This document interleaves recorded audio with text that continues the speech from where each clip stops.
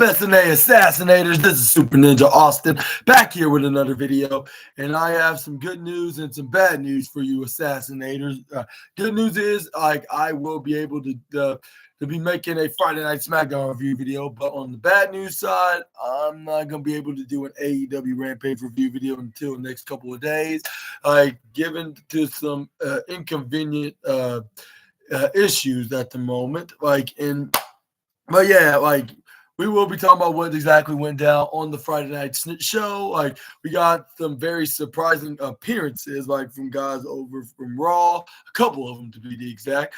And one in particular is probably in the process of being traded over to the SmackDown brand. I'm not sure if that's going to be, I'm not sure if it fully, what that called was processed into the exchange between Nicholas the Ridiculous and Big Balls Adam Pierce, to switch this particular Raw wrestler to be a SmackDown guy, and then with an exchange of who wrestler Nick Aldis is going to be transferred to Raw to receive this guy, which I'm not sure who exactly it may be. Maybe we found the spoilers onto. We kind of found who that person may be, but before we get into that, I want to point out what else other matches. Which we got one match in particular, definitely was the show stealer, but it couldn't beat the main event match, which that got the #1 trophy, and then they're continuing to do some. They're continuing to build things up for Saturday night's main event between Rhodes and Owens, and they're doing a really good job promoting who could be the next. Who's gonna be the first inaugural women's United States Championship, and also we saw a shocking heel turn, which was probably was expected, expected from these guys, and also, we got some new champions tonight as well, which, that was something that was totally kind of out of the blue, but it was originally supposed to be some other challengers rather than these guys that got this opportunity and more. And also not to mention the what's called the what that I'll say, and also not to mention the future. Not to mention not to mention the Bloodline saga it still haven't ended yet. It's still continuing, which that's something good to see. But it was for the expense for a couple of mid-carders, which I'm going to get into right now. Stone Cold was still such in a bad mood from 6 days ago, when he lost to his cousin Roman Reigns at Survivor Series. He just went straight into the metal detector, line, inside the building, but the thing is, he cut in front of Apollo Crews. Apollo Crews didn't appreciate that. He was hey, you see, I was right here, but he ends up getting super kicked by Jacob Fatu. He got jumped by everybody in the Bloodline, except for what's his name, what's his name, Tongaloa, in Bronson Reed, even though Bronson Reed's not a actual Bloodline member, he was just an honorary fifth member to try to use somebody for their advantage, to get the win, but they end up losing. But that's gonna be for a different story for a different day. And surprisingly, we didn't hear, And speaking of the OG Bloodline, we haven't see what was the we didn't. We get to see what was the what's that called? The favor that Paul Heyman needed to do for CM Punk? Which I kind of already know what exactly it is. Maybe we'll see it next week on SmackDown.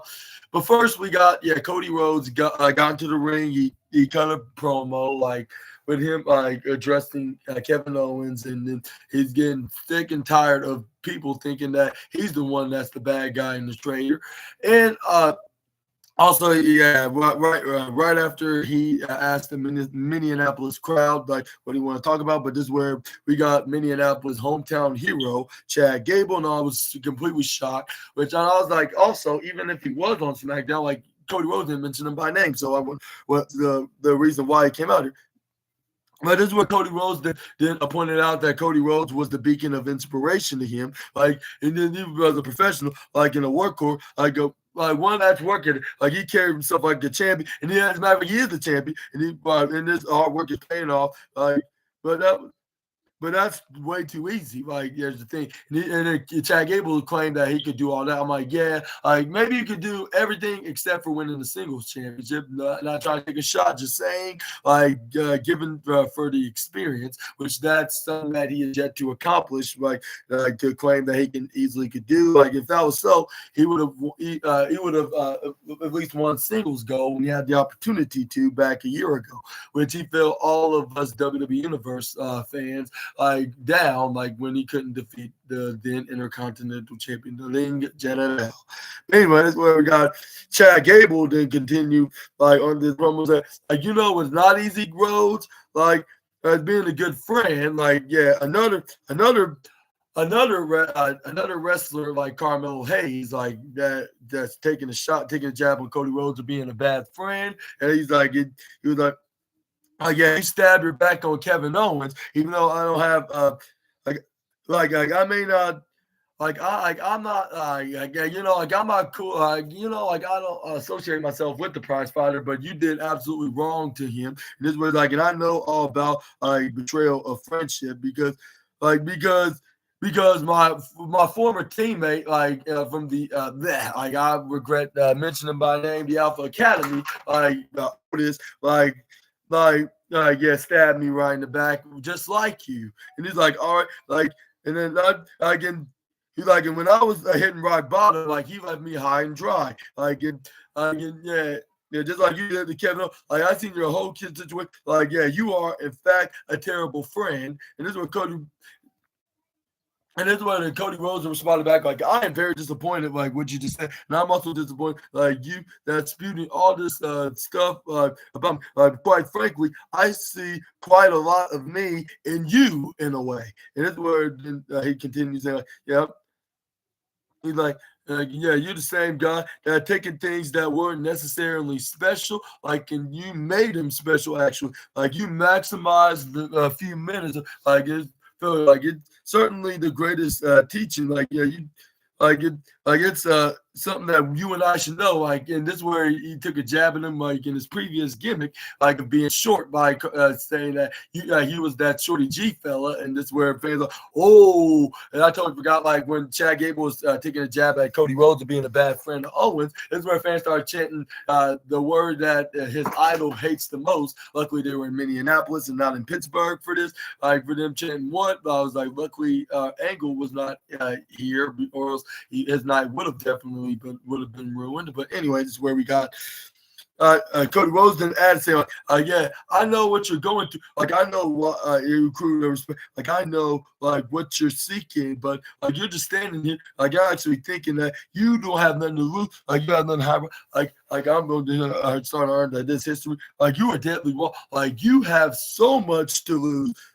Because what happens, right? When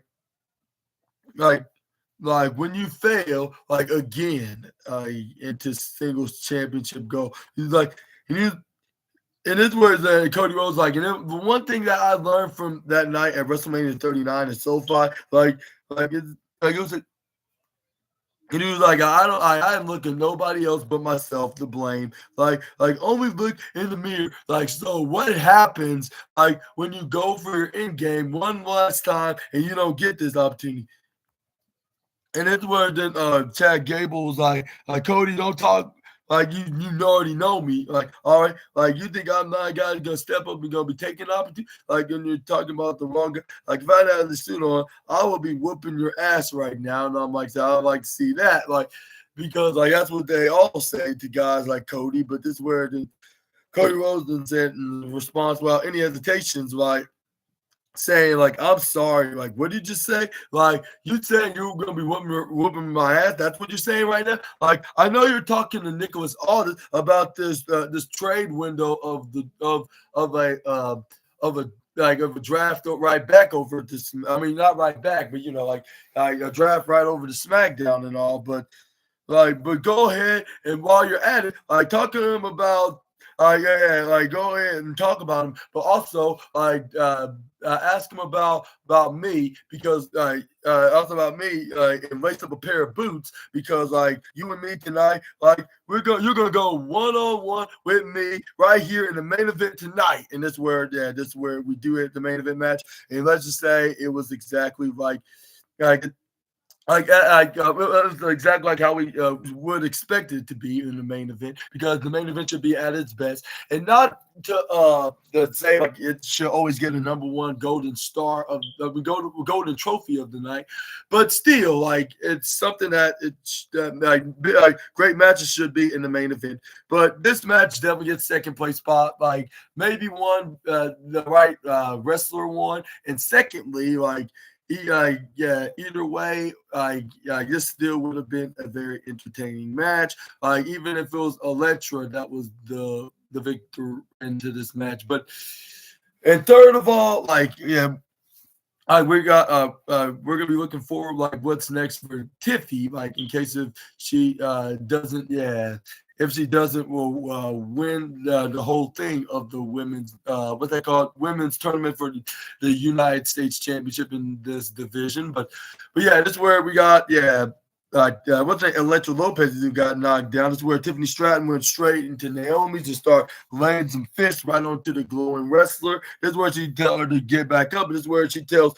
This is where she got Naomi back up, but this is where she shouted at Electra as well to help her double team. This is where they double Irish whip the glowing wrestler to the right side, and this is where she would come from there. This is where they try to go for a double clothesline. Naomi duck. This is where she goes for a double drop kick right to the midsection. Then Naomi goes for a springboard sliced bread, but this is where no, she turned to a jawbreaker. This is where a modified stunner actually. This is where Naomi was saying like, yeah, like I can feel the glow like always because every day is glowing time, even though like she don't have one particular friend to celebrate glow time with, which they're too busy with their working commitments over the other company. But this is where we got Naomi then got back in the ring. This is where she tried to go for a suicide dive. I believe it was nearly a botch. Luckily, Tiffany Stratton help her improvise and hit strike and knocking her right to the apron. This is where then Tiffany Stratton then waited for her to lay in the snap members and hit a double foot stomp like if she was a female version of this particular former world champion at the other company.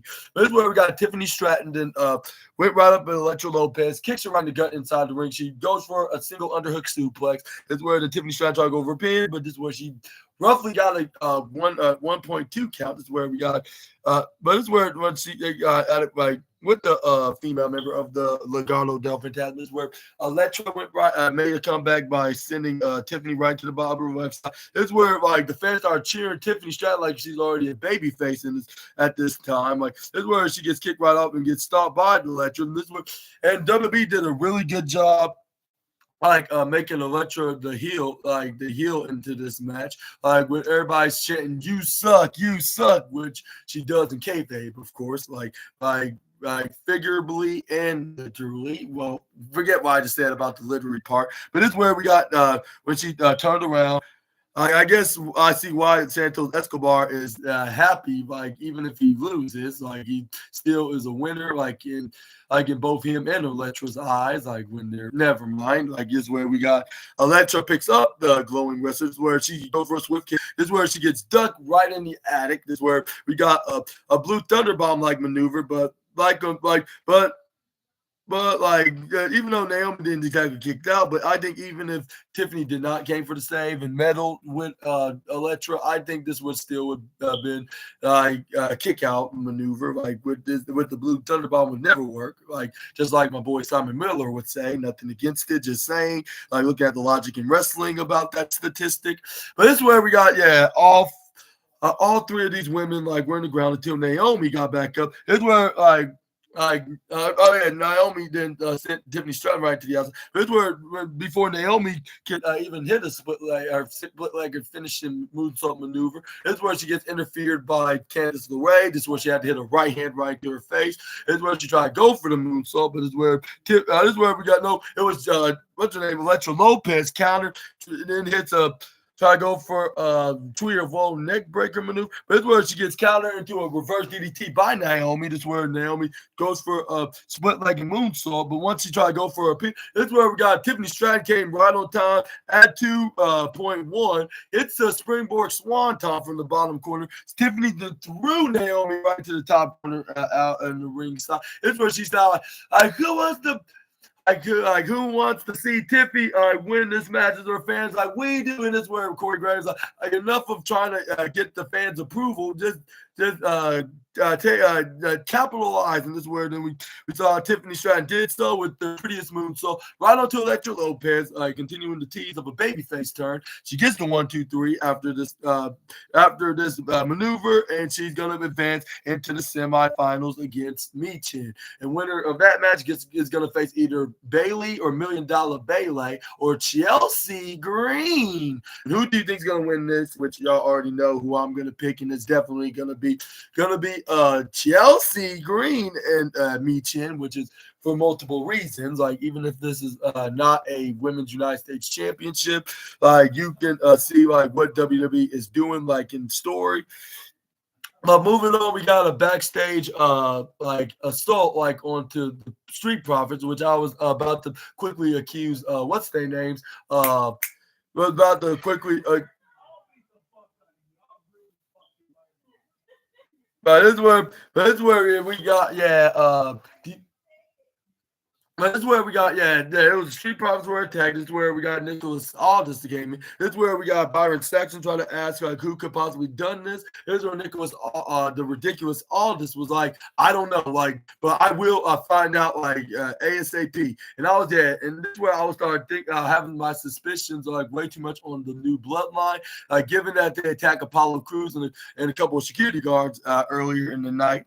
So I was thinking about like maybe it could be them, but then again, like this is where we saw like when the Motor City Machine Guns kind of stopped with them Nicholas Aldis, like who could have done this, and this is where who could have done this, and like we want to get to the bottom of this with him, with Nick, and this is where because the Motor City Machine Guns were supposed to defend their tag titles against the Profits. But this is where we got Johnny Gargano of all people came in and is quickly voluntarily to be the substitutes of Montez Ford and Angelo Dawkins, him and his partner Tommaso Ciampa, that is. And I'm like, And this is where I started saying like how do I not know if it was these guys that could do, like considering on how Tommaso Ciampa's been acting as of late, and like with them like teasing like a turn for quite a while. So like I wouldn't put this past, like this is a possibility that this could be it, but yeah, but this is where we got Nick Aldis was like okay, like this is where it's all right, like y'all get the match, but make sure to tell Tommaso Ciampa not to do anything that I might regret you guys for being the contenders. And it's where they end up being the replacements of the tag team match. But it's where we got the next match was ready. It was Bianca Belair taking on Piper Niven, and it never gets tired of watching. This is probably the modern day female version of the Big Show and John Cena back in the day, like in their prime, back in their heydays, like of being in both in the mid card and the main event scene for both the United States Championship and the WWE Championship, from the United States Championship part back 20 years ago, and then later on like almost 20 years ago when Cena was the world champion. While I'm talking about that, calling him that name, like even though that was his name in this company, but now he's in the other company as he turned himself into a whale, and now he's working with that Anthony guy in Gorilla Fishing in that company. But this kind of reminds me of the Whale versus Cena kind of rivalry. Back like from 20 years ago, like with Bianca Belair being the Cena and Piper Niven's kind of like Big Show, like in a way, like if you know what I mean, yeah. So this guy ever get tired, especially when Bianca Belair continue showing the strength, even though we've seen this like time and time again, but But the thing is, they occasionally have her do this what's that highlight of with Bianca Belair overpowering the Scottish bulldozer, I guess you could call her. But this is where we got Bianca Belair got sent right to the bottom corner side onto the apron. This is where Bianca Belair hits a right hand into a counter to Piper. This is where she hits face first right onto the top bottom right side. This is where we got Bianca Belair going for a crossbody. Yeah. And this is where then Bianca goes for a pin, but this is where Piper immediately kicks out at 2.6. This is where we got Bianca Belair grab the back of Piper's head. This is where she was about to hit the KOD, but this is where her bad ribs were saying no and declining her request to hitting the maneuver that she hit on Piper Niven time and time again ever since 2021. This is where we got Bianca Belair try to go for a clothesline, but this is where Piper Niven goes for a spinning back suplex right onto the EST. This is where then we got Piper then went right to diagonal side where Bianca was in the upper right, where she was in the bottom right, the upper left, and she was in the bottom right. This is where she tried to go for a cannonball, but she ends up getting intercepted into a spine buster by the EST, which is Bianca, of course. But this is where we got Belair was ready for her to hit her signature move, telling her to line up. But I think her long ponytail is some kind of a magic wand because she easily put Piper Niven right into the middle of the ring without touching her. I'm like, wow, like she really has magic powers like that. Is where she goes for a springboard move. But Piper Niven got the knees up right on time, and she hit him right into the. I'm like, ow, like yeah. She given that she have messed up ribs right now, that definitely does not feel good. Yeah. Both ways, as you can see in that perspective. But this is where Bianca Belair then was looking right at the bottom corner rope. This is where she went to the top corner, right back. This is where she tried to go for a rolling flip hurricane Rana maneuver. This is where Piper Niven countered into a pop-up sit-out power bomb. This is where she thought it was going to be it. But Bianca got the shoulder up at the last second. This is where for an angle or two, I thought this could be it. But I was like, man, I couldn't be more wrong. And given that this match is Bianca and Piper, it's always going to be the EST that's going to overcome the bulldozer. And I should have known that from the start. I always have ever since she's been in programs with her when they were on Raw at the time though. But this is where we got Piper nearly put her away with the splash. But this is where fans start chanting, "This is awesome," which it was awesome. But unfortunately, it's going to have to get the bronze trophy of the night, given that the Cody Rhodes versus Chad Gable match was very phenomenal. And same with Tiffany Stratton taking on what's her name? Electra Lopez and Naomi in the fourth and final first round match. To see who's gonna face Michi and Mia Yim next week. But this is where we got Piper Niven.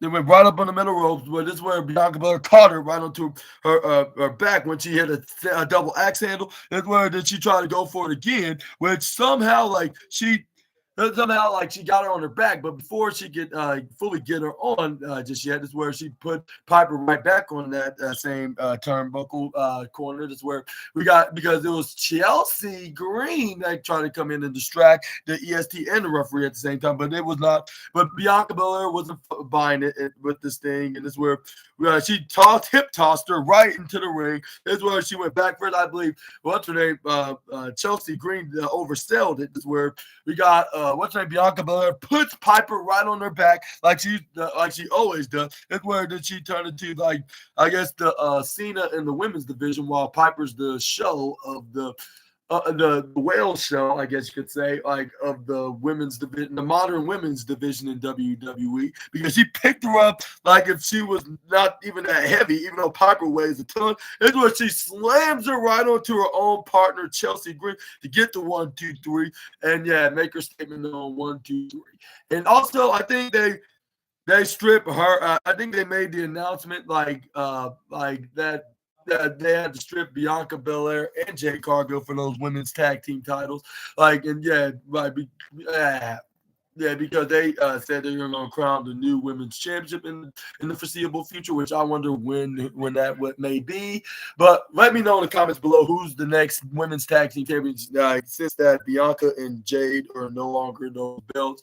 And also, what was your thoughts on this match tonight? Let me know in the comments. And then also that she was without her women's tag belt, so she's back in the singles division, but which is a good and a bad thing. Because she can finally could challenge for Nia Jackson's women's championship. But the bad, it was really good, like to have her and Jade be the champions, and like until like they lose those titles and when they were originally supposed to lose them, they were supposed to split up and probably fight each other at WrestleMania. Which so much for that to be on that angle. But I think there's still there's some time to build things up to a WrestleMania match. We could see when Jade Cargill makes her return, she could point out it was Bianca Belair that attacked her and threw her right into the car or something like that. And then Bianca Belair could be pretending that she wasn't the one, and she was actually trying to help her get into the nearest local medical facility or even hospital, to get her the treatment that she need, but she was the one that must have caused it and then threw her right into the windshield of the hood of the car.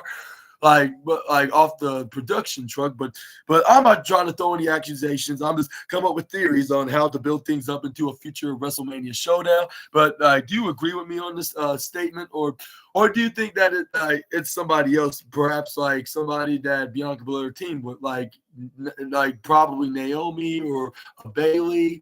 Which I wouldn't put past if it would be someone like Naomi, but I think it's primarily Bianca Belair at this point.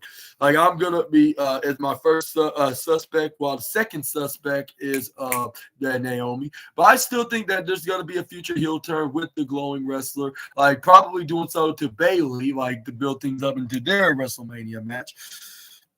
But yeah, we got about 4 months away for the biggest show of the year, so we got some time to see what's going to be the development on the road to the biggest show of the year.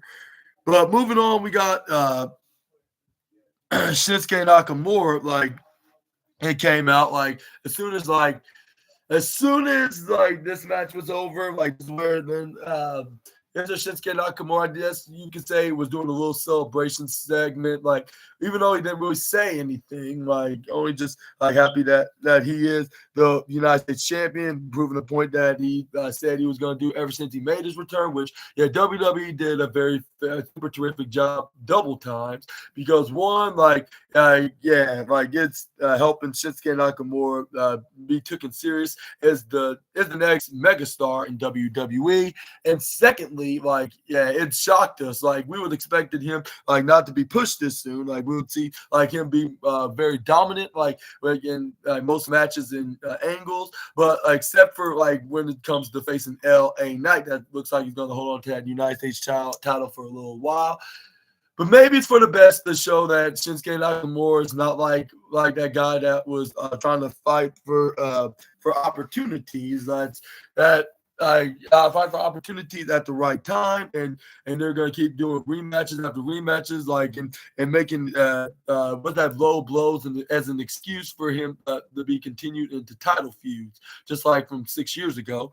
Because the regime has changed. But this is where we got LA Knight then interrupted Shinsuke Nakamura in this segment. So let me know, the man that called himself the megastar in this building in Minneapolis, and that's where fans start saying, yeah, we like to see you. This is where and so LA Knight would say, yeah, I'm sitting there, I'm okay, in the back, he's the I'm looking at this sorry example as your new United States champion. Correcting myself, is where he shouted his catchphrase. Why he said you took a chick shot, you did a cheap shot, you did a cheap shot victory,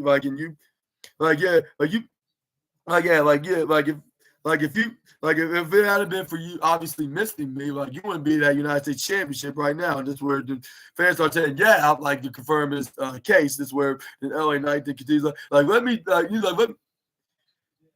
It is what it's like, and let's knock this out this one last time, and I want and just say I want my rematch, like with him asking for his win. This is where then fans all agree with this idea. This is where then LA Knight then just step right back, like after he saw Shinsuke Nakamura look at in that intense look, like getting ready to miss him, like whenever he runs up to him. This is where the fans were chanting like LA Knight, LA Knight. This is where the LA Knight was trying to think of what else he was saying. I was like, like hopefully he didn't forget his line.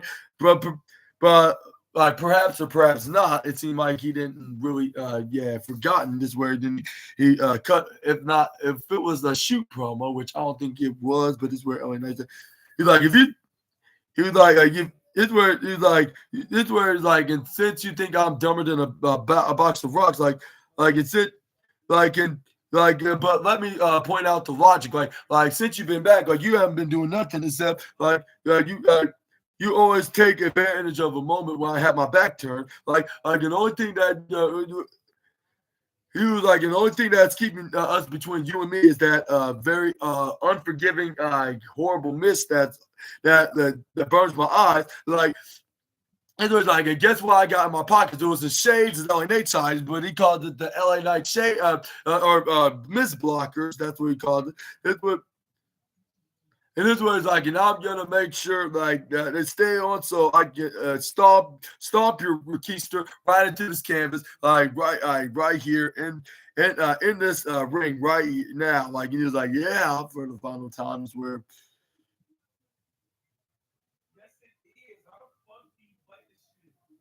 But that's where then we got but once he got in the ring with Shinsuke Nakamura, just where we heard Andrade's music start playing. Like there, he kind of interrupted the segment here. This where he got up once he got up right in the apron. This is where LA Knight's like, what are you waiting for? Get in the ring. But before he can even do that, this is where he gets tripped right over by a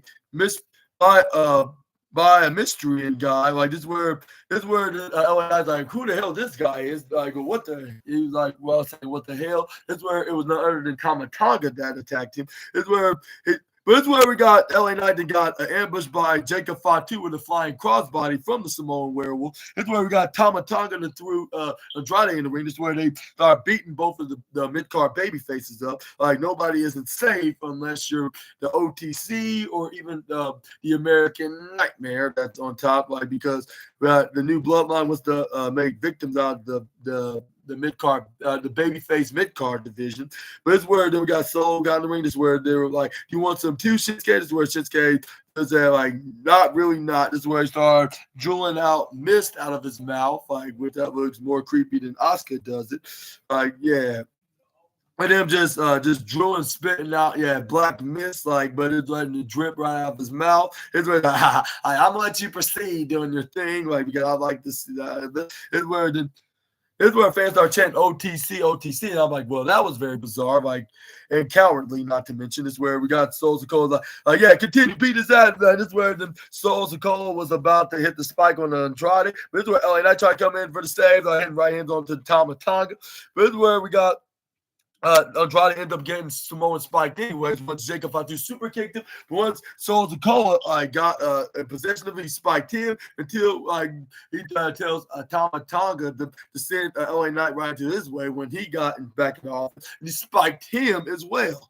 To make a statement known, and letting the OTC know that that this bloodline war is not over. Even though they just went to war against each other, which I'm not sure that makes sense. He may have won the war, but he didn't win the war. But it's where then Soul Sokola then stated after this brawl, in a post brawl promo, by saying you think this is all over just because you won at War Games, or you claim that the new bloodline is weak,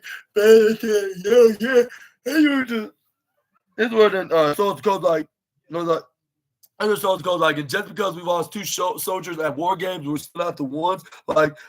I dare you step up and say that to me. There's the fans are saying, what? What are you talking about? And I'm like, luckily, Kurt Angle's not here either way. But it's where the Souls goes to say see what we did to these two gentlemen. This is what happens. If you step again.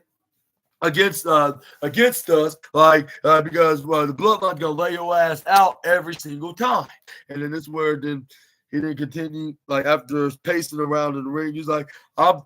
And this where he started stating that he's getting tired of people not taking him seriously, including the ones that are in his family, most specifically his cousin, that's the actual tribal chief.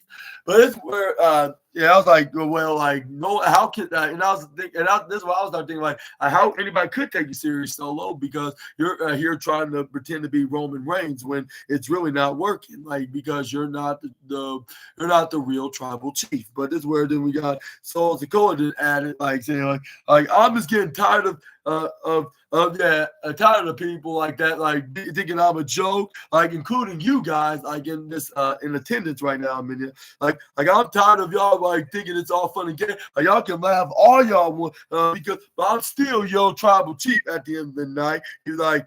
Yeah, this word that he shouted something out, which I think it was an inappropriate word. Like this word so it's called like, yeah, I'm still the head of the table. This where Jacob Fatu wouldn't stop praying to his tribal chief. And this word then he this was so it's called like he pointed out that he's still the tribal chief because he still got the Ulafala around his neck. And I'm like, I don't think that like has anything to do with you being the tribal chief. Like, yeah, like just because you have a Samoan lay, like that doesn't mean like you're the tribal chief. Like that means you're just a lay thief. Like yeah, like and you should give it back to its rightful owner, which is the tribal chief Roman Reigns. That's where then that the promo ended after he made that known. Like which. I'm not sure what to say about this, but one thing I can say, I'm very excited for this continuous feud with Solo Sikoa and Roman Reigns. And what do you think? Where do you think they're gonna be wrestling next at in their next round, like in the battle of the Bloodline and Tribal Chief? And do you think they should have a match like if it's not like in a future episode of SmackDown or the Royal Rumble or Survivor, not Survivor, Elimination Chamber, or even WrestleMania. Like, where do you think they should do like a Ulafala match, like where whoever wins gets the Ulafala and have the title of tribal chief in it, which something just tells me maybe it could be like until the grandest stage of them all, the showcase of the Immortals WrestleMania. But that is where we got the next match going ahead. It was the Motor City Machine Guns defending their WWE Tag Team Championship against DIY, and this is where like the shocking moment happened. I'm like, I would not expect this. Like even if it was like. Even if I am aware that we could see the DIY could be heels, like which I was because they've been teasing that, including Tommaso Ciampa just did not care and just already turned heel. With Johnny Gargano kind of pretending that like he's not really with Tommaso with his behavior and teased the split, but really, like it's all just an elaborate trick to the everybody in the SmackDown Tag Team division. Like it was kind of similar to like how like Kofi and Xavier Woods did on Raw, but like instead of doing it to a team that they're wrestling against, it's to their own teammate Big E. But anyways, this is where we got the match started with Tommaso Ciampa, like started off with Chris Sabin. You get the upper hand of your person as well, but this is where Chris Sabin eventually thought going for a comeback by hitting some running attack forearm maneuver. He goes for atomic drop, sends Tommaso right to the right side, but he ends up getting sunset flipped by the black-hearted DIY member. This is where he then springboard right to the right side, hits a swift kick right to the shoulder onto Johnny Gargano. This is where he ends up right to the upper right side by. Like if he's a hellstorm hitting the hellstorming crossbody, I guess you could say. This is where we got this is where he tried to go for a pin, but he ends up getting denied with a 2.2. This is where then he splashed Tommaso Ciampa, sends him to Alex Shelley that he tagged in. This is where he hit the backbreaker while Chris Sabin back.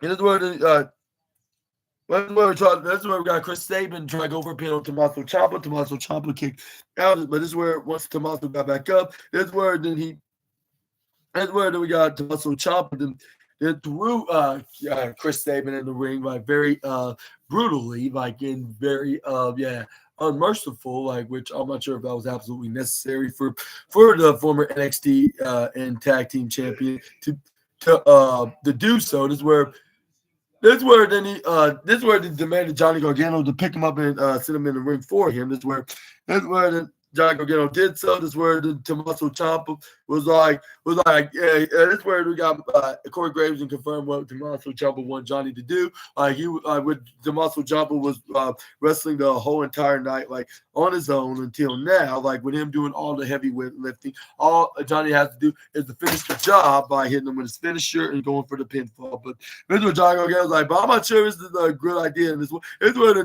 Tommaso Ciampa was like, get back in this corner so I can tag you. This is where Johnny Gargano was like, yeah, but I don't think we should be winning this. This is where Tommaso Ciampa was getting very angry about this. This is where he's like, I thought that we already discussed this. Like, we're not gonna have an argument. We had an agreement. This is where the Tommaso Ciampa like, and don't do what exactly. That's in a relationship that's starting to turn to a toxic one and just broke up right at the spot. But luckily, that's not the case. Obviously, because for putting with in commands in demand but anyway where it's like the skull and bones, that's what it's called. But it's where Johnny Gargano turned around and low blowed Alex Shelley, his mentor in his days, and was in his mentor. It was Chris Sabin, which I think that's his other mentor. So yeah, one of his mentors like that helped him got started into the wrestling business. Like he just stabbed right in the back, even though he's not a team of theirs, but he's still good long-time friends with him. But this is where he low blowed him out of nowhere, like boom, more shocking than an RKO. This is where his other mentor Alex Shelley's like, dude, like what has got into you? And this is where then he turned him around. Johnny Gargano then super kicked him, I believe. That's where he knocks him out. That's where then Johnny Gargano was like, I got to do what I got to do to keep my only true friend here, remain as a very healthy tag team. This is where then he's like, this is where Tommaso Ciampa was like, yeah, that's the spirit. Like I knew you could do it. This is where he tried to reach his hand. Like he's like, he finally came to his senses. Johnny Gargano's like, you're damn right. This is where then they hit the meet me in the middle. Like what's his name? I believe was it Alex Shelley? Yeah. That's where the Tommaso Ciampa went for the cover. And you will not believe what happened next. We got a 1, 2, 3. And now your new 2-time WWE Tag Team Champions, DIY. And yeah, like I couldn't given that we have 3 other entertaining matches, but this one just adds into this collection of very interesting contests of the show. But yeah, a huge congratulations to DIY. One in the dirty way, and I still like these guys anyways. Like even this heels, like just like I do some of the wrestlers like that do turn heel, but I still like somewhat of a fan of them just by watching them generally as a casual wrestling fan. But yeah, what are your thoughts on to these these 2 turning heel and also these 2 becoming the new tag team champions? And do you think the Street Profits are going to be next in line for those titles? And do you think they could be the ones to dethrone them, given that they could be the ones to attack them? Because since that we saw them turn heel and for some coincidental reason the Street Profits were attacked, and at first I thought it could have been the Bloodline with Sol Sikoa, but man, if I was never dead wrong. But this is where we got the next slide. This is where we got. This is where Kevin Owens then invited Michael Cole in his car, to have a little chat into Kevin Owens' rental car. This is where then Michael Cole's like, how long are you gonna keep this up, Mr. Owens? This is where you just we got a very nice and soft and cushioned a chair right into this room like that. We can have it like right here in the nice warm building. This is where Kevin Owens like, oh come on, like you know how many times for the last few weeks, like ever since Bad Blood, like ever since I dropped the Bob your fit. He's like, I tried, like, but you know, like, since I attacked your little golden boy, like, I'm not allowed to be inside when Cody Rhodes is in there. Like, so, you know, like, it's a really good strike here. And this is where then Michael Cole was like, but the thing is, I'm trying to do an unbiased interview with you, and then this is where it started sounding like Jim Ross, like which he's now the commentator over at the other company. I was like, yeah, like he's the now modern day Jim Ross in commentary in WWE.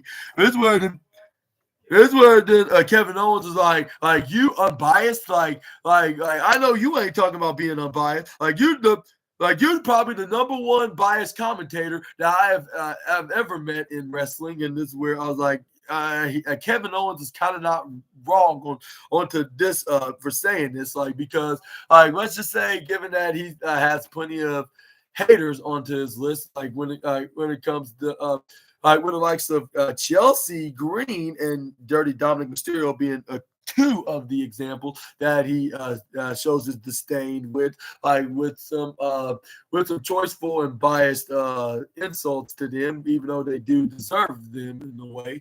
But yeah, I'll say Kevin Owens is not lying. Like even though like the way he's acting is very like is I'll say uncalled for, if that's the right term. And this is what the Kevin Owens like you're, and this is where the Kevin Owens didn't even poke fun he's the Cody Rhodes fanboy, like, and he even celebrated with him when he finished the story. Like, don't get me wrong, like I celebrated with him too, but I thought it was the end, like from the bloodline, including Roman Reigns, is Reign of Terror's world champion, is where this is where Michael Cole was like, yeah, like we known each other for 10 or 12 years, right? This is where Kevin Owens like yeah, like yeah, absolutely. And this is where Michael Cole's like, yeah, like he was like, yeah, like we were, yeah, I know you said you were in NXT, like, and we used to talk all the time again, like, and I was one of your biggest fans in that time. That's where the Kevin Owens was like, yeah, I appreciate that. Like, but I'm just trying to get people to like I know, like I knew that, like I'm like if I know, like if this is how people gonna return a favor to me, like I wouldn't have did what I done like over a dozen years ago. He was like, you know, like, and how many? And this is where, like, you know, like, I come to think, like, how many times, like, you sitting in that commentary table, like, watching Roman Reigns trying to end my career multiple times. And this is where then, what's his name? Michael Cole's like, yeah, like, I have to admit that, like, yeah, like, he did some horrible stuff to you. This is where then Kevin was like, and yeah, and this is where he then told Michael Cole that, yeah, and that backstabbing Cody Rhodes, like, like had no hesitation by teaming with me. I mean, not teaming with me. I mean, Roman Reigns. He had the nerve to team with Roman and Bad Blood in all places and all the premium outlets in his hometown. Like, yeah, like just stab me right in the back in the process. Like, and he's like, you know, it's not just about that. Like, what about what Cody Rhodes said about a couple weeks ago? Like call me an egomaniac. Like something like being obsessed with being the talk. Like. And this word then he was like, but like he's talking about me, like talking to me like that. Like, but guess who's the one that left in 2016 because he wasn't happy about the opportunity that he'd been getting? Like was it me or Cody Rhodes? Like, actually, no, it was definitely not me that was the one that left because I was, because I was having the career of a lifetime when I was the champion, like, and I was beating the likes of Roman Reigns and Seth Rollins, like while he left and venture out elsewhere in those useless other companies, like well, except for the one that's now, like because he bought it out, a guy named Anthony, but that's out of the point. Like which he's the owner of the company that Cody helped create it. But that's a different story. Kevin was like, But this is where Kevin Owens then went on to say, like, but since then, and then, since then, like, Cody Rhodes that would have nothing to do with us. But yet, like, in a couple years ago, like, Cody decided to show back up here, like, and thinking that, and pretend, think he could pretend that the things that happened in the past with him did not happen, like, at the end of his first one. Like, and he goes, and everybody's talking about how good Cody this and that, and then the pyro goes everywhere in his entrance. Like, he's like, yeah, like, he has too many pyro. Like, don't you? And this where Michael Cole's like, yeah, like, I can understand, like, yeah, like Cody Rhodes like decided to join forces with one of your biggest enemies. But let's think about it right here, like with the Usos and Sami Zayn. This is where Kevin Owens like, you know what? Like, I don't care about what the Usos like. Yeah, you know what? Like, you think I care about what the Usos say? Like, yeah, it could be going back to being his like slave puppets. Like, all I care, but this is where then he said, like, but as for Sammy, like, we'll cross that bridge like once that time when that time comes here. Like, but for now, like, I'm gonna be taking care of Cody Rhodes first, and then by doing that, by proving my point and taking what most of what was been like. And that is taking this title away from us Saturday night's main event. I can finally get my justice and my revenge because he stabbed me in the back and slapped me right across the face, like, for just to think he disrespecting me because of Roman Reigns, because he won't won't get over that he decided to team with a guy that nearly ended his career, like in kayfabe, of course, like in his time when Kevin Owens tried to keep fighting him for that title, for the undisputed title, but still failed to get that title for the last 4 years. But it's where then we got, what's his name? Michael Cole's like, but with all due respect, Kevin, what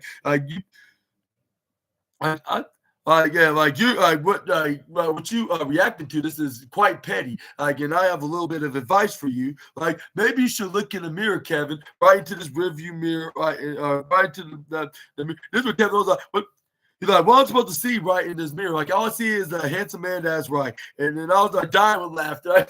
Like, he really did not just say that, which I'll give him the golden trophy of Goofy Wrestler of the Night by being a clown, like, for this segment. Is where then what's the name? Michael Cole's like, maybe you're the problem. It's where Kevin Owens took offense to this. He's like, luckily you're not a cop. It's where he's like, but since I'm like, since you're in my car, like in my rental vehicle, like, I wish for you to step out. And this is where that's what exactly Michael Cole did. He's like, okay, I'm not gonna stay where I'm not wanted. This is where then we got him to walk out of there. This is where then that's where we moved on to a segment with what's his name, Carmelo Hayes, like going up to Nick Aldis, like when he saw him talking to Gunther right in front of his office. But anyways, what was your thoughts on to this segment with Kevin Owens? And do you think that that Owens has what it takes to finally become the championship that he has never held, for over 7 years, since 2017?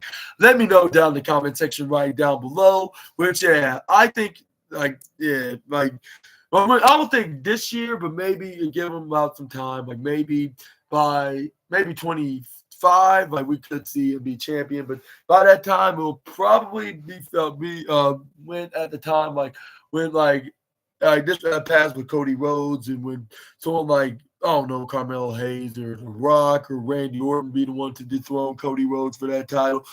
And then later on in that year, then we can see the prize fighter could finally be a champion that he haven't held in like over 8 years. Which I unfortunately, I think for Kevin Owens, he's not going to be winning. But fortunately for on the other side of Cody Rhodes, I think he's going to retain. Yeah, so that's a win right there. But yeah, either way, it's still going to be a big win. Watching the Saturday night's main event, it seems very exciting. I cannot wait to make a review out of this show. But moving on, we got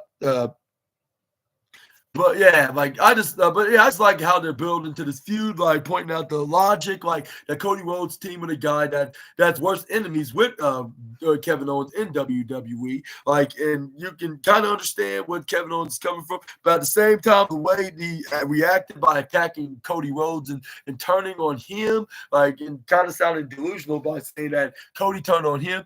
Well, like, I'm not sure if that was the case, like, because he did told him like like the reason why he did that, the reason why he teamed with Roman Reigns is because to put an end like to a nightmare of Solo Sikoa. Because like the last time like when he teamed with Kevin Owens against Solo and his bloodline, like they lost like alongside Randy Orton, like and the only way that can help him like was Roman Reigns, which he did, and with all due respect to Kevin Owens, he was not quite of the help of getting rid of the new bloodline. But since like I'm not sure if he's fully gone, but since he's not worrying about the WWE title at the moment, like I guess that's one problem they have to worry about at the moment. But the other problem is that Kevin Owens is starting to be that particular problem.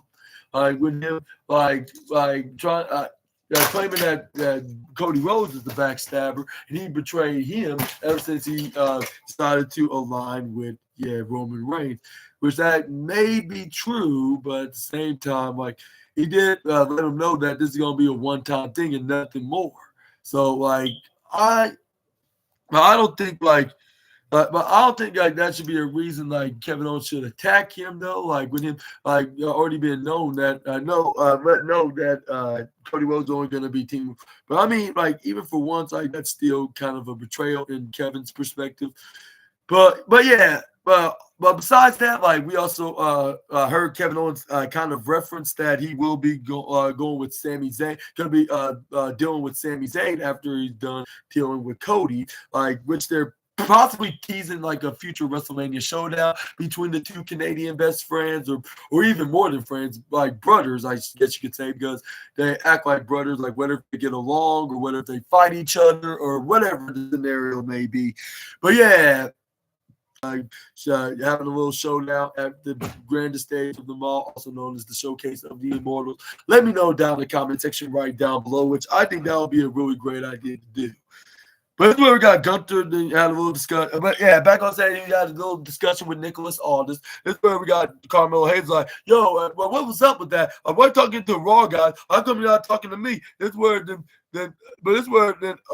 Nicholas was like, what are you talking about? Just the Raw guy? Like he's the world heavyweight champion. This is where the Carmelo Hayes like, yeah, he may be world champion, but I am the what he called himself the first SmackDown draft pick. Yeah, he did. Like you picked me on the first round draft pick on SmackDown. This is where Carmelo Hayes is like this not this not what I need right now. Like with you talking to guys that are the heavyweight champion into another brand here in WWE, but not me, the first round draft pick that should be as a contender for the WWE championship. Like and he was like, and you bring in Raw guys like Chad Gable and Gunther in, and you don't like, and since you don't know who you're gonna trade, you're gonna trade like for to gain like either of these two guys from the Red Brand show, then where you might as well send me down to the show with Adam. That's where the. And he was like, and it's where Carmelo Hayes was like, yeah, like, and after all, and it's about to be January, so like Melo being on Raw, like on Netflix is gonna sound good for me. Just saying. And this is where the ridiculous was like Mr. Hayes, like with him responded saying like he was like if I did send you over to Monday Night Raw, it wouldn't be much of a headache. Like rather than much, it's not. He's like, that doesn't sound like a threat or a headache. It's more like a celebration that deserves balloons and a cake. Like, but I tell you what, like since you mentioned that, like I do have some a very special surprise just for you, Mr. Mello. And this is where the Carmelo Hayes is shouting at everybody, which there was nobody there. This is where Carmelo Hayes like, see, and that's how I get things done around here. This is where Nicholas Aldis then went already in his office, like with the door shut. This is where Carmelo Hayes like, yeah, he's gonna regret doing that to me, which I was saying like I don't know, but at the same time maybe he might regret like letting them go and go over the Raw if there was a possibility. But do you think that Carmelo Hayes could be traded to Monday Night Raw with this little draft exchange, like with Nick Aldis possibly like bringing getting Chad Gable and possibly the whole American Made if he trades over Carmelo Hayes. And do you think this is? And do you think Chad Gable's appearance on SmackDown was just a one-off, or do you think we're going to be seeing him more in the foreseeable future? But yeah, either way, like I'd like to hear your opinions right down below. But moving on, we got the American Nightmare then came in is where he did went to battle with Chad Gable. Yeah, definitely was the number one of the night, which I'm only gonna give before I get into more of the match. But anyway, this is where we got Cody Rhodes then grapple with the 2012 Olympian. This is where he's sitting right to the upper right corner side. Fans start chanting for Cody like they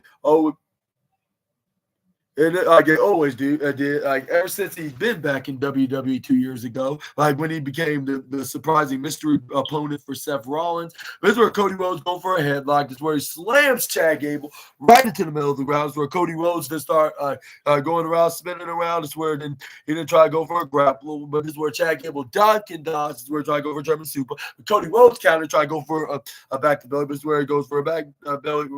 This is where we got Cody Rhodes. He tried to go for a German suplex, but he nearly gets ankle locked by Chad Gable. Like if he was his idol Kurt Angle, luckily he wasn't there though because fans were chanting one maybe too many times. Like probably in Chad Gable's opinion. I mean, both Chad Gable and Kurt Angle's opinion. But this is where we got Chad Gable start hitting some right hands. This is where we got Cody Rhodes picks up Chad Gable, throws him right to the upper right corner side, start hitting some right hand punch on. Boom, boom, boom, boom. This is where Chad Gable sent him right to the corner. Start slapping him right to the chest. This is where Cody Rhodes sent him right to the corner, slap him right to his chest. This is where we got what's his name? Irish whipped him right to. This is where we got Chad Gable go for a headlock. This is where we got Cody Rhodes then.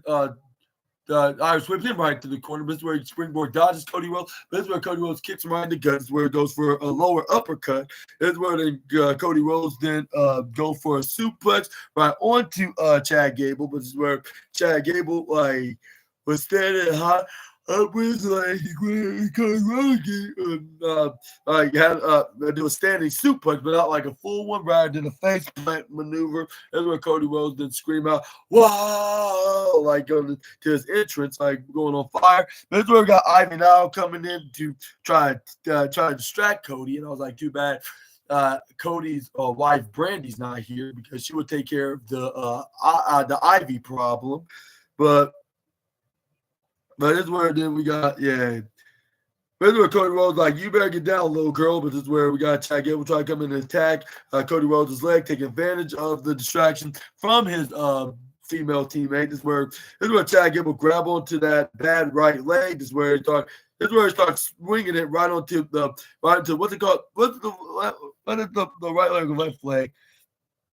It was the right leg. I'm right. Right onto the bottom left side of the rear of the ring post and swinged it right into the back of his head. He's like, ah! This is where he starts screaming in a brutally agonizing pain. While Brutus Creed thought that I thought this was a very funny gag that Chad Gable did. This is where he started laughing, started turning into the Joker of WWE. And I was like, gee, I thought that was in Seth Rollins' department. Like, I guess like now he's more of a serious Rollins now. I guess this gimmick has been adopted by one of the Creed, one of the American Made members, like which is one of the Creed brothers.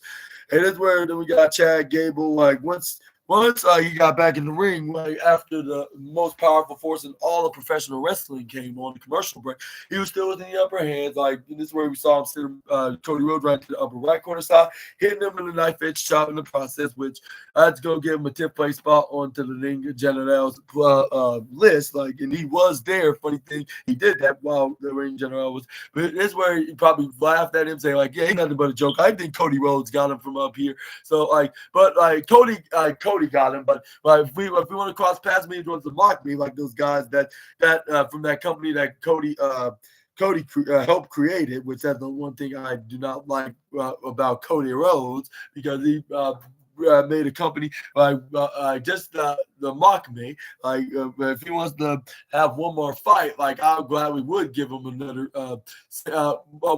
helping of a chop. I don't care if his mother's watching or not. She can have some too. All right, but that's a different. That's a different time for a different. This is where Cody Rhodes go for a springboard to a sunset flip on Chad Gable. After him getting Irish whip right to the bottom right corner side, this is where he gets ankle locked though, into an interception into the sunset flip.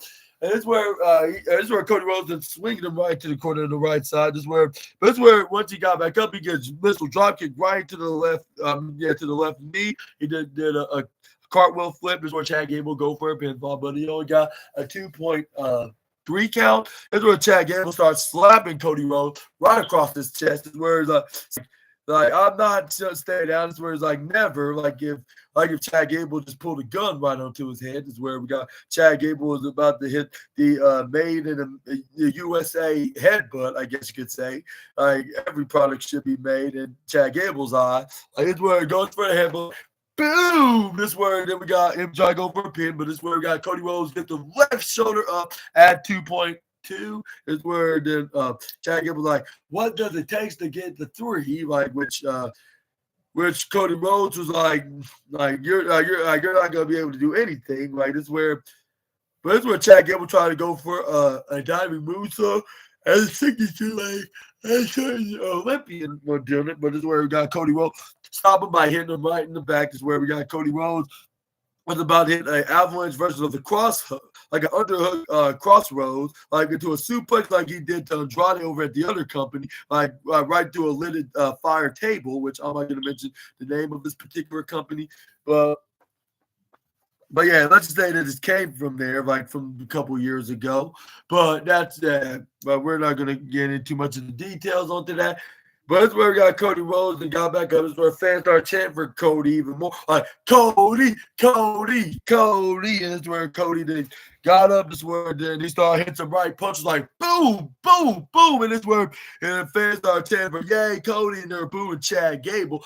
Boo. And they're yay, get him. But this where Chad Gable tried to go for a kick after Cody Rhodes hit a basement middle roundhouse kick forward. It's where we got Chad Gable trying to go for a move, but he gets whipped face first right into the canvas. I was yeah, that does look very horribly painful. This is where Cody Rhodes did a running forearm strike.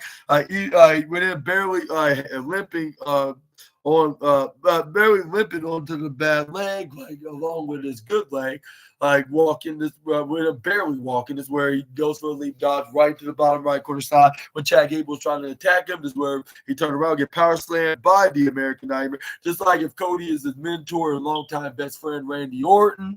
This is where then we got Cody Rhodes then was getting ready to hit one of the signature moves, either the disaster kick or the Cody cutter. I think it was the disaster kick at first, knocking out the Olympian in the process. That's where Cody Rhodes was all right, I got him down with one move. Is where he started putting his hands onto the mat by slamming it if he was his mentor, the Viper himself. That's where I guess pay tribute. This is where he waited for him to get back up so he can hit a crossroads. But he's I have a better idea. I'm gonna go for a power slam, which I understand what was that gonna do? But it's where Chad Gable flip right out of it, pushes him right to the bottom right corner side. Turnbuckle try to go for a rolling Derby suplex he used to. That's where Cody Rhodes was not a fool, or let him know that he was not born yesterday. He didn't hit a right strike. This is where he didn't hit a Cody cutter from the left quarter side ropes in the springboard. This is where we got Cody Rhodes that fell right into the ground. This is where Cody Rhodes was trying to grab Chad Gable, but this is where he ends up getting dragged out of the ring by the Creed brothers of the American Made. This is where then they were trying to motivate the Olympian. This is where you can still do it. You can get back in the ring, but this is where referees I had enough of your little antics and your distraction and interference to the Creeds and Ivy now. It's where Jessica Carr sent him right to the locker room, ejecting them. And it's where they're you can't do this, but we didn't attack Cody. We're checking on our teammate. That's where the referee was yeah, that don't matter, because you still were distracting Cody. And I already warned you about you being being a hinder into this match. This is where Cody Rhodes did take advantage of the moment, try to hit the most devastating move in all of professional wrestling, the surprise rope, which I'm surprised there's not even one match that was ended with that maneuver, which I believe they already did enough of doing that on Raw. So I think they were like, no, like since we had like R-Truth and who the other guy on Raw that was, Seth Rollins. Like since we already did that, which that's totally bad enough. Like there should have been one that should have got the surprise roll. Like, how about we don't do that on SmackDown, which I was probably for the best. Let's go try to get with foot right out of the roll up. Is where Cody Rhodes trying to go with Club, but he does his temper. Cody Rhodes is bad. Ladies, where he didn't. This is where we got. That's where I thought like Cody Rhodes was pulling off an Eddie Guerrero like from 20 years ago when he took off his boot when Kurt Angle, the idol of Chad Gable's, like was trying to go for an ankle lock. But man, if I couldn't be more wrong, like this is where we got Chad Gable grabbing onto the boot, pulling it out and throwing it right to the other side. This is where he started trying to mess up that left ankle, trying to mess him up. But this is where we got Cody Rhodes and took a page out of the Latino Heat playbook when he was facing an Olympian on SmackDown. No, it was WrestleMania actually. Like there were SmackDown wrestlers with Eddie Guerrero being WWE champion. Funny coincidence. Like from 20 years ago, like it is doing right now. This is where we got Cody Rhodes flip over Chad Gable, hits face first. He makes him in face first right to the middle turnbuckle. Cody Rhodes then waited for him to get right back up to hit the crossroads. Got 1, 2, 3. Winner of this match of the night in the main event, the American Nightmare, Cody Rhodes. Oh, before I get into that, I forgot to talk about he had the double springboard Cody cutter, like a super Cody cutter. And yeah, even though it's not exactly like the regular Cody cutter, but he still got the double whammy when he picked up the card off the top turnbuckle when he did so. Then he hit the crossroads in 1, 2, 3. He celebrated. This is where no, I'm talking about this is where he hit the Cody cutter, but this is where Chad Gable somehow got back up. What am I even talking about? He hit he hits him with what's that called? Like some kind of a German suplex, and then try to fall down with a moonsault. But Cody Rhodes moved out of the way, and then this is where then he gave him a result of crossroads. That's what it was. That's what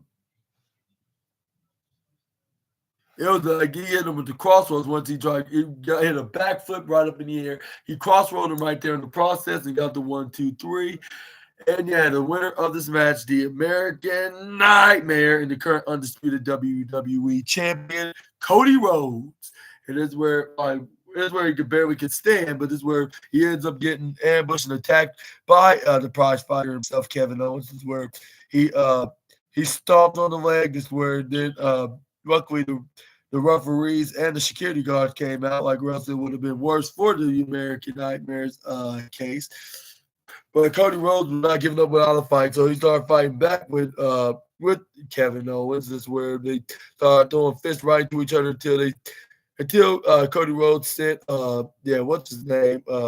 Owens side dive. Nothing was not stopping him from fighting. Like